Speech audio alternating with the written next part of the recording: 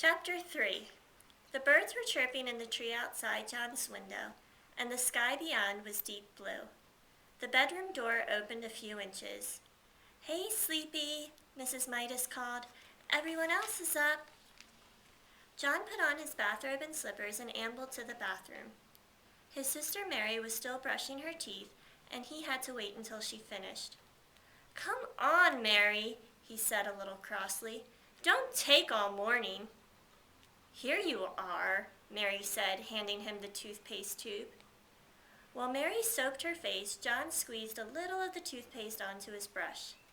The paste was pink. John made a face at his toothbrush. It didn't seem fair that he should have to brush his teeth with stuff that tasted just like his tonic.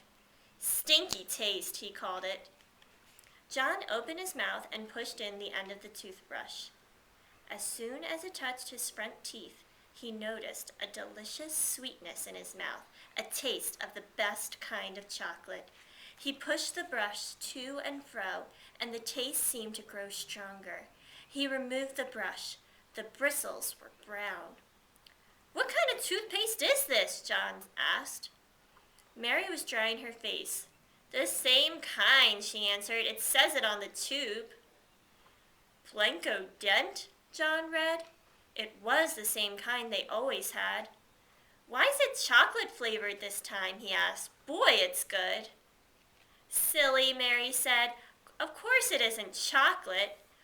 She hung up her towel and swished out of the bathroom. John squeezed some more toothpaste onto his brush and continued to brush his teeth. Chocolate again! It was marvelous! Rich, sweet, smooth chocolate, chocolatey chocolate, like the single piece of chocolate from the box the night before.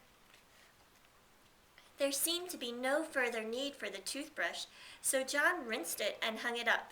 He squeezed out another bit of toothpaste onto a fingertip this time.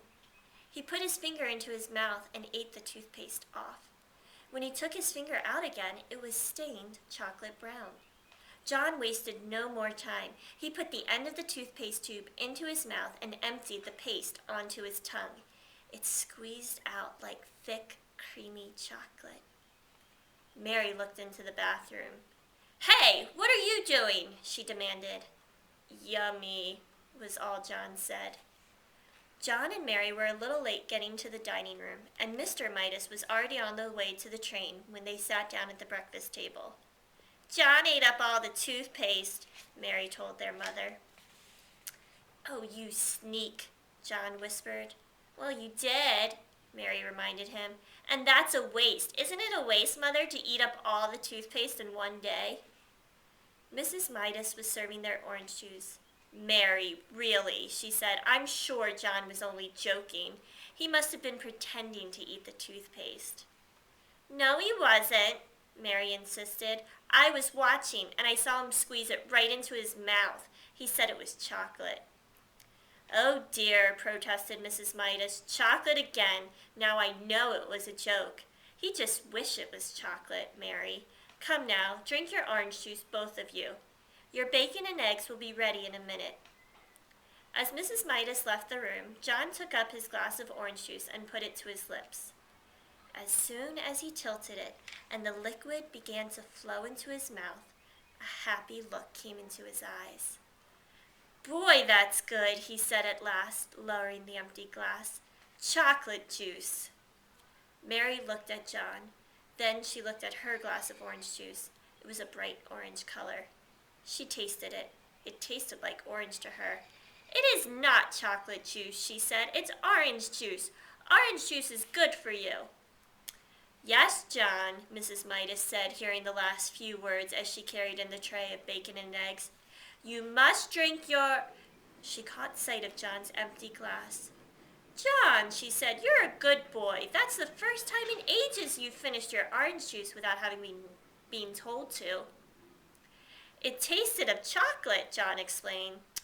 "All right," Mrs. Midas said, "very funny, but don't tease Mary too much. Remember, Mary's younger than you are." John silently picked up his fork and sliced the yolk of his fried egg. The yellow broke over the white, and he shivered as he watched it, as he always did. "I can't eat this," he told his mother. "Of course you can," Mrs. Midas said. "You drank your orange juice. Try to eat your bacon and egg." John scraped up a small piece of egg and put it into his mouth. It immediately became chocolate. Chocolate white and chocolate yolk. Both lovely, lovely chocolate. John mumbled. Chocolate egg. In almost no time he had finished every scrap of egg on his plate. Then he tried the bacon.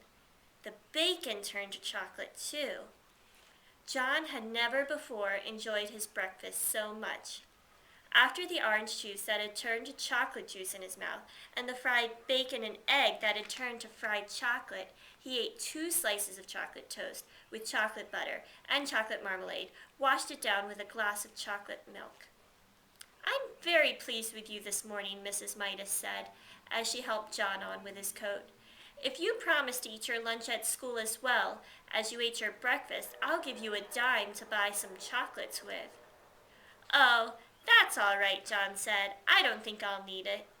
Mrs. Midas looked puzzled as she waved goodbye.